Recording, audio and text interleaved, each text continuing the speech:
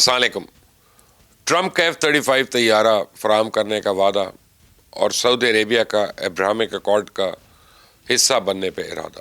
تو پاکستان نے سلامتی کونسل میں غزہ امن منصوبے کی حمایت کر دی ہے. پچھلے کئی دہائیوں سے اسرائیل مشرق وسطیٰ میں ناقابل تسخیر سمجھا جاتا تھا. ایران اور قطر پر اسرائیلی حملے کے بعد ایک خدشہ پیدا ہو گیا تھا کہ اگر اسرائیل کے بڑھتے ہوئے قدم روکے نہ گئے، اگر اس جارحیت کا منہ توڑ جواب نہ دیا گیا تو بہت جلد خطے کے تمام عرب ریاستیں اسرائیل کی باج گزار بن کر رہ جائیں گی. پاکستان اور سعودی عربیہ کے درمیان دفاعی معاہدہ انہی خدشات کی بنیاد پہ ہوا تھا، اور اس معاہدے کے ذریعے اسرائیل کو یہ بات باور کرائی گئی تھی کہ اگر اس نے ارض مقدس کی طرف میلی آنکھ سے دیکھنے کی کوشش بھی کی تو پھر اسے ایٹامک حملے کا سامنا کرنے کے لیے ہر وقت تیار رہنا پڑے گا. تو پاک سعودی دفاعی معاہدے کے بعد یہ بھی کہا جا رہا تھا کہ مشرق وسطیٰ میں اب امریکن اثر رسوخ بتدریج کم ہوگا، لیکن قطر اور امریکہ کے درمیان ہونے والا دفاعی معاہدہ انہیں فوری طور پہ اس کو رد کر دیا، اور اب اس بات کی تصدیق ہو گئی کہ سعودی عربیہ اور امریکہ دفاعی معاہدے کے قریب پہنچ چکے ہیں اور کسی بھی وقت اس کا اعلان ہو سکتا ہے. تو امریکہ نے سعودی عربیہ کو نان نیٹو اہم ترین اتحادی کا سٹیٹس تو دے دیا، جس کا مطلب یہ ہے کہ اسرائیل اگر خدا نخواستہ سعودی عربیہ پہ حملہ کرنے میں حماقت کرتا ہے تو کم از کم امریکہ اس حماقت میں اس کا ساتھ نہیں دے گا.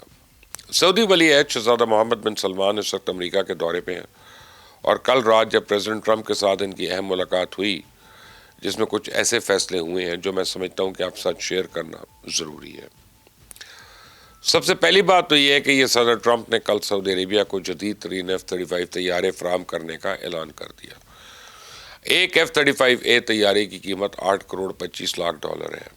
تو صدر ٹرمپ نے یہ یقین دہانی بھی کرائی ہے کہ جس معیار اور کارکردگی کے حامل طیارے اسرائیل کو فراہم کیے گئے، سعودی عربیہ کو بھی اسی معیار کے طیارے فراہم کیے جائیں گے، اور دونوں میں کوئی فرق نہیں ہوگا. تو اس کا مطلب یہ ہے کہ سعودی فضائیہ عنقریب اسرائیلی فضائیہ کا مقابلہ کرنے کے قابل ہو جائے گی. اس کا دوسرا مطلب یہ بھی ہے کہ دفاعی اتحادی کی حیثیت سے پاکستان کو بھی ان طیاروں تک رسائی حاصل ہو جائے گی، اور کل کلا انڈیا اگر امریکہ کے ساتھ F-35 طیارے خریدنے کا معاہدہ کرتا ہے تو تب تک ہم ان طیاروں کا کوئی نہ کوئی توڑ دریافت کر چکے ہوں گے. تو میں آپ کو بتاؤں، انڈیا کے رافائل طیاروں کا توڑ بھی ہم نے اسی طرح نکالا تھا. قطر کے پاس رافائل طیاروں کا پورا فلیٹ موجود ہے.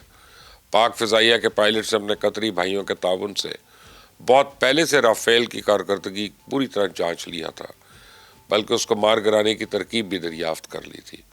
اور یہی وجہ ہے کہ مئی میں جب انڈین رافیل فضا میں آئے تو ہمارے شاہینوں نے ان کو اڑا کے پھینک دیا، کیونکہ ہم رافائل کی صلاحیتوں سے نہ صرف واقف تھے بلکہ اس کی خوبیوں اور خامیوں سے بھی بھرپور آگاہ تھے. تو پریزیڈنٹ ٹرمپ اور سعودی ولی عہد کی ملاقات میں دوسرا اہم ترین ایشو جو ہے وہ ابراہمک اکارڈ ہے، اور اسی معاہدے کے تحت UAE نے اسرائیل کے ساتھ سفارتی تعلقات قائم کیے تھے، لیکن سعودی عربیہ اور پاکستان نے اس وقت بھی اسرائیل کو نہ تسلیم کیا اور نہ اس معاہدے میں شمولیت کی حامی بھری. تو شہزادہ محمد بن سلمان نے اب جو اس معاہدے میں شمولیت کی خواہش کا اظہار کیا ہے، لیکن یہ ان کی خواہش مشروط ہے. سنیں ذرا. That's why tonight I'm pleased to announce that we're taking our military cooperation to even greater heights by formally designating Saudi Arabia as a major non-NATO ally, which is something that is very important to them. And I don't want to use the word commitment, but we've had a very good talk on the Abraham Accords. We talked about one state, two state. We talked about a lot of things in a short period of time. We'll be discussing it further too. But I think you have a very good feeling toward the Abraham Accords. Yes, definitely, Mr. President. We want peace for the Israelis. We want peace for the Palestinians. We want them to coexist peacefully in the region. And we will do our best to reach that day. آپ نے سنا کہ سعودی ولی عہد نے دو ٹوک الفاظ میں کہا کہ جب تک دو ریاستی حل کے تحت فلسطین کا مسئلہ حل کرنے کا کوئی لایا عمل سامنے نہیں آتا تب تک وہ ابراہمک اکارڈ کا حصہ نہیں بن سکتے. یعنی یہ نہیں ہوگا کہ مسلم دنیا فلسطین کے مسئلے کو بھول جائے اور اسرائیل کو تسلیم کر کے اس ساتھ سفارتی اور تجارتی تعلقات قائم کر لے. اگرچہ بہت سارے مسلم ممالک ابراہمک اکارڈ کا حصہ بنے بغیر اسرائیل کے ساتھ سفارتی اور تجارتی تعلقات قائم کر چکے ہیں، لیکن سعودی عربیہ نے اپنی سیاسی، سفارتی اور اخلاقی پوزیشن بالکل واضح کر دی ہے. تو پاکستان کا موقف بھی دو ٹوک ہے کہ جب تک اسرائیل فلسطین پہ قابض ہے تب تک اس کے ساتھ کوئی بات نہیں ہوگی. میں آپ کو بتاؤں کہ غزہ میں امن کے لیے پریزیڈنٹ ٹرمپ نے جو 20 نکاتی پلان پیش کیا تھا، ابھی حال ہی میں اقوام متحدہ کی سلامتی کونسل نے اس ٹرمپ پلان کے حق میں قرارداد منظور کی ہے۔ سلامتی کونسل میں پیش کردہ اس قرارداد کے حق میں برطانیہ اور فرانس سمیت 13 ممالک نے ووٹ دیا، جبکہ رشیا اور چائنا نے رائے شماری میں حصہ نہیں لیا۔ تاہم پاکستان نے اس قرارداد کے حق میں ووٹ دیا۔ اگرچہ حماس نے اس قرارداد کی مخالفت کی ہے، لیکن اصل بات یہ ہے کہ اس قرارداد میں فلسطین کی ریاستی حیثیت تسلیم کرنے اور حق خود ارادیت پہ زور دیا گیا ہے۔ تو پاکستان میں بہت سارے تجزیہ کار ٹرمپ کے اس پلان کی مخالفت کر رہے ہیں۔ ان کا موقف بھی یہ ہے کہ جب رشیا اور چائنا نے اس قرارداد پہ تنقید کی اور رائے شماری میں حصہ نہیں لیا، تو پاکستان کو بھی ان کی تقلید کرنا چاہیے تھی اور ڈٹ کر اس کی مخالفت بھی کرنا چاہیے تھی۔ بعض سیاسی تجزیہ کاروں کا خیال یہ بھی ہے کہ چونکہ اس قرارداد میں پاکستان کی تجاویز کو شامل نہیں کیا گیا، اس لیے پاکستان کو اس کے حق میں ووٹ نہیں دینا چاہیے تھا۔ لیکن میں آپ کو بتاؤں کہ فلسطین کی ریاستی حیثیت تسلیم کرنے اور فلسطینیوں کے حق خود ارادیت دینے کی تجویز یہ بھی پاکستان نہیں دی تھی، جس کی کئی عرب ریاستوں نے حمایت بھی کی۔ اس سے پہلے اقوام متحدہ یا سلامتی کونسل کی کسی قرارداد میں فلسطین کی ریاستی حیثیت تسلیم کرنے پہ اس کا زور نہیں دیا گیا تھا۔ تو میرے نزدیک پاکستان کا یہ فیصلہ زمینی حقائق کے مطابق ہے اور بالکل درست ہے، کیونکہ غزہ میں بورڈ آف پیس کے نام سے جو عبوری حکومت بننے جا رہی ہے وہ اس قرارداد کے تحت عمل میں لائی جائے گی، اور اس قرارداد میں واضح طور پہ کہا گیا ہے کہ بین الاقوامی استحکام فورس، بورڈ آف پیس فلسطین کمیٹی اور پولیس فورس کے ساتھ مل کر کام کرے گی، اور یہ سارا بندوبست عارضی ہے، لیکن خدشہ یہی ظاہر کیا جا رہا ہے کہ آگے چل کے یہ بندوبست مستقل بھی ہو سکتا ہے۔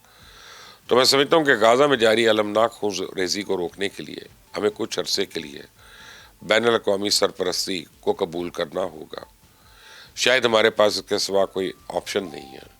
اور ایک بات آپ کو بتاؤں کہ پریزیڈنٹ ٹرمپ کے اس پلان کے تحت جو استحکام فورس قائم کی جائے گی اس میں کئی ممالک شامل ہوں گے، لیکن ابھی تک ان کے نام نہیں سامنے آئے، نہ ہی ان کے ذمہ داروں کے تعین کرنے کے بارے میں کوئی حتمی لائحہ عمل سامنے پیش کیا گیا۔